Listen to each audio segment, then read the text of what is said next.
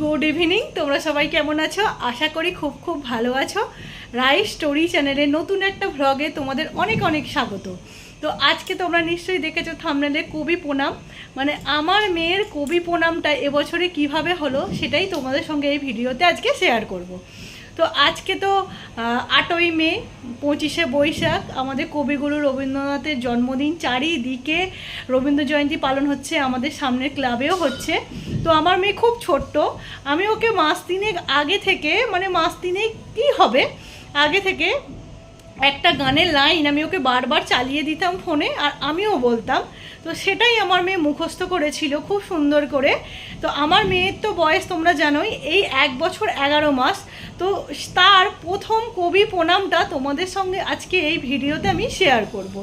দেখবে ও কি সুন্দর করবে কবি প্রণামের আমাদের কবিগুরু রবীন্দ্রনাথ ঠাকুরের গানটা গাইছে।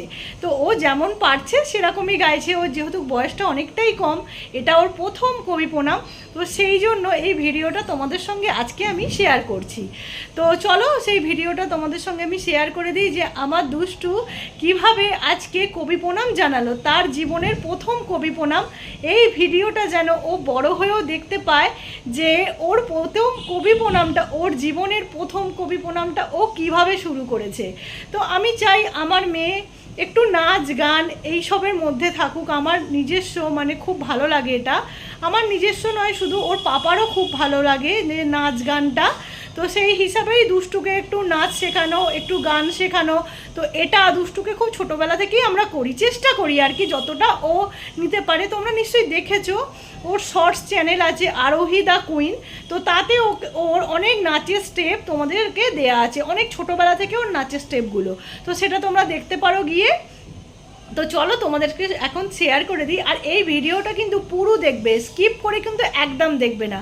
আমার ছোট্ট মেয়ের এটা ভিডিও, সেই কারণে বলছি ভিডিওটা ফুল দেখবে, আর প্রচুর প্রচুর ভিডিওটা শেয়ার করবে, আর একটা লাইক করে দিও ওকে ভালোবেসে, আর অবশ্যই অবশ্যই আমার চ্যানেলটা সাবস্ক্রাইব করে দিও। তো চলো এখন তোমাদের সঙ্গে আমার মেয়ের প্রথম কবি প্রণামের ভিডিওটা শেয়ার করে দিই।